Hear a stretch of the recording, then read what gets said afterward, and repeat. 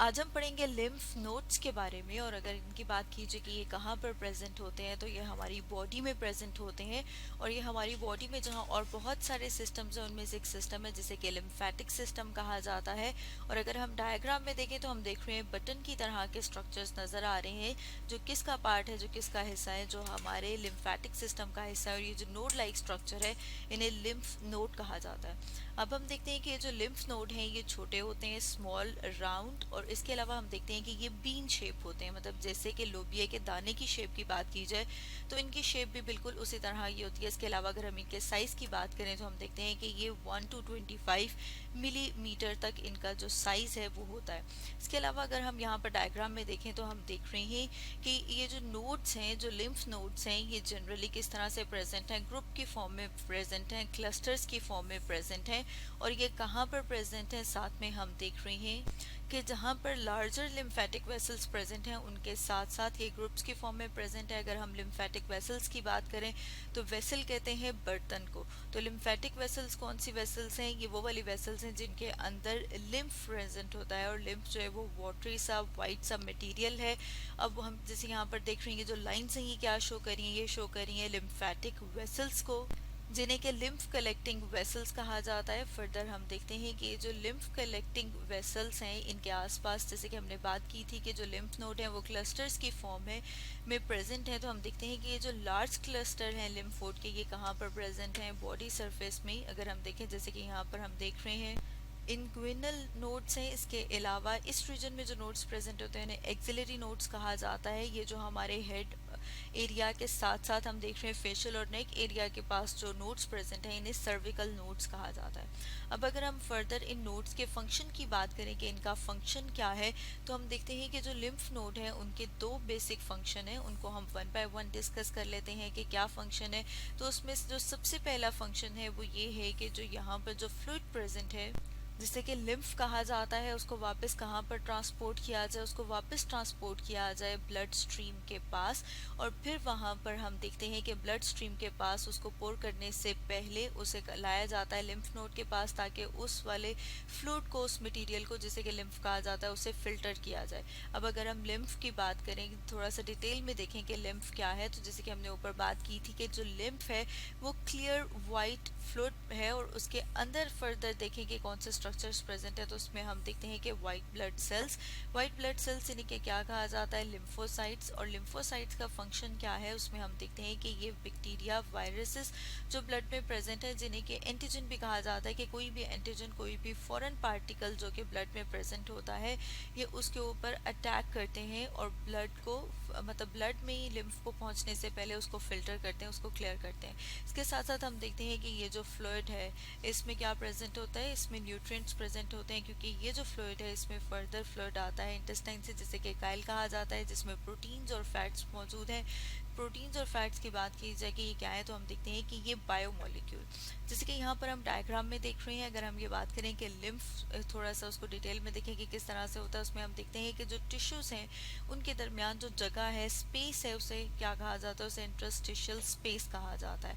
तो हम देखते हैं कि ब्लड से मटेरियल सीप आउट होके, मतलब ये कि लीक होके कहाँ पर आ जाता है? इन जगहों के ऊपर आ जाता है, जिससे कि अब फ्लूइड जहाँ मौजूद है इसे क्या कहेंगे? क्योंकि ये इंटरस्टिशियल स्पेस में मौजूद है, इसे इस फ्लूइड को इंटरस्टिशियल फ्लूइड कहा जाएगा।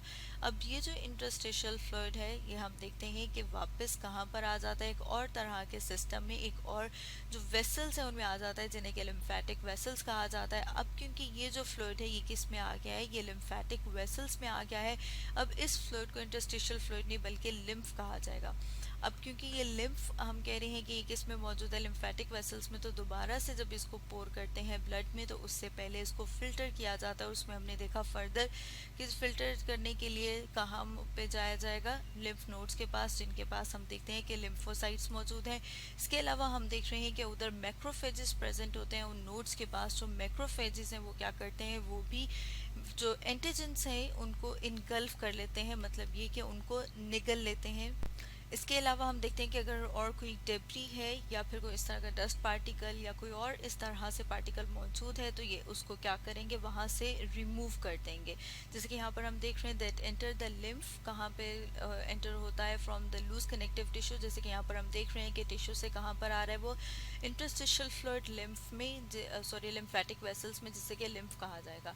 अब अगर हम दोबारा से देखें तो हम देखते हैं कि इफेक्टिवली प्रिवेंटिंग, मतलब ये कि उसको प्रिवेंट करता है उस मटेरियल को, ताकि वहाँ पर जो ब्लड में मटेरियल जाए वो बिल्कुल प्योर हो, बिल्कुल साफ हो, ताकि अगर कोई एंटीजन है, कोई वायरस बैक्टीरिया है तो वो बॉडी में फर्दर कोई इन्फेक्शन कॉज ना कर सके। अब अगर हम इसके दूसरे फंक्शन की बात करें तो वो है immune system activation. Immune system की बात करें कि इम्यून सिस्टम कौन सा वाला सिस्टम है, तो हम देखते हैं हमारी बॉडी का जो दिफाई निज़ाम है जो हमें मुख्तलिफ बीमारियों से बचाता है, उस सिस्टम को कहा जाता है इम्यून सिस्टम। तो ये हमारे इम्यून सिस्टम को एक्टिवेट कर देता है। और जब इम्यून सिस्टम को एक्टिवेट कर देता है तो जैसे कि हमने ऊपर बात की थी कि इम्यून सिस्टम के में कौन से आते हैं, वाइट ब्लड सेल्स, जिसने कि लिम्फोसाइट्स कहा जाता है। उसमें हम देखते हैं कि जो लिम्फ नोड है, लिम्फ नोड जिसे कि लिम्फॉइड ऑर्गन कहा जाता है, इसके अलावा और लिम्फॉइड ऑर्गन्स जो हैं वो कहाँ पर प्रेजेंट होते हैं, जहाँ पर लिम्फोसाइट्स जो हैं वो इनकाउंटर कर सकें, मतलब ये कि वो किसके साथ इंटरेक्ट कर सकें, एंटीजन के साथ, और फिर एंटीजन को डिस्ट्रॉय कर सकें, उसको ख़त्म कर सकें। और उनको ख़त्म किस तरह से करेंगे, उनके अगेंस्ट अटैक करेंगे, उनके ऊपर अटैक करके उनको फर्दर डिस्ट्रॉय कर देंगे, ताकि एक प्योर जो मटेरियल है लिम्फ है वो ब्लड तक पहुंच सके। अब अगर हम लिम्फ नोड के स्ट्रक्चर की बात करें कि उनका किस तरह का स्ट्रक्चर होता है, तो जैसे कि यहाँ पर हम डायग्राम में देख रहे हैं, जैसे हमने ऊपर बात की थी कि बीन शेप होते हैं, तो जैसे ये शेप देख रहे हैं, ये कौन सी शेप है, ये बीन शेप। इसमें फर्दर अगर हम इंटरनल उसके स्ट्रक्चर की बात करें तो हम देख रहे हैं कि ये जो बीन शेप स्ट्रक्चर है उसमें ये मुख्तलिफ जगहों पे इंटरप्ट हो रहा है, किसके ज़रिए से, एफरेंट लिम्फेटिक वेसल्स, जहाँ से लिम्फ इस नोड के अंदर एंटर होता है। इसी तरह से हम देख रहे हैं एक और रीजन है, जैसे कि यहाँ पर हम देखें तो जो ये वाला रीजन है, इस रीजन को क्या कहा जाएगा, इसको हम दोबारा से देखते हैं कि इस रीजन को कहा जाएगा हाइलम। अब ये जो हाइलम रीजन है, यहाँ पर हम देख रहे हैं कि लिम्फ एंटर हुआ था एफरेंट लिम्फेटिक वेसल से, और ये एग्जिट होगा इफरेंट लिम्फेटिक वेसल से। अब अगर हमने इसको याद रखना हो कि इफ्रेंट, तो हम देखते हैं ई से एग्जिट और ई से इफ्रेंट, मतलब ये कि इफ्रेंट लिम्फेटिक वेसल से वो एग्जिट करेगा, बाहर निकलेगा।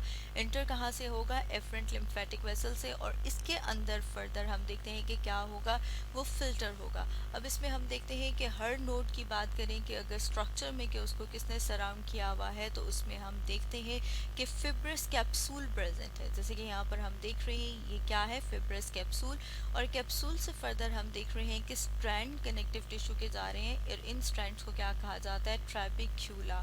और इन स्ट्रैंड्स के इनवर्ड मूवमेंट, या फिर हम कह रहे हैं कि ये जो इनवर्ड प्रेजेंट है, इसकी वजह से हम देख रहे हैं कि बहुत सारे अंदर कंपार्टमेंट्स बने हुए हैं। लिम्फ नोड को देखा जाए अगर इसके स्ट्रक्चर को डिटेल में, तो हम देख रहे हैं कि इसको डिवाइड किया जा सकता है टू में। हिस्टोलॉजिकली हम इसको डिवाइड कर सकते हैं दो रीजन्स में। कौन कौन से हैं, उसमें जो आउटर रीजन है उसको कहा जाएगा कॉर्टेक्स, और जो इसका इनर रीजन है उसको कहा जाएगा मिड्यूला। जैसे कि यहाँ पर हम देख रहे हैं कि ये वाला जो रीजन है ये क्या बना रहा है, इसका कॉर्टेक्स, जो कि हम कह रहे हैं कि लिम्फ नोड का कॉर्टेक्स है। इसके अलावा अगर हम इसके इनर रीजन की बात करें कि वो कौन सा रीजन बना रहा है, तो उसे कहा जाएगा मिड्यूला। तो स्टूडेंट्स ये क्या था, ये उसका स्ट्रक्चर, और इससे पहले हमने स्टडी किया लिम्फ नोड के फंक्शन के बारे में। तो आज हमने क्या डिस्कस किया, आज हमने डिस्कस किया लिम्फ नोड के बारे में।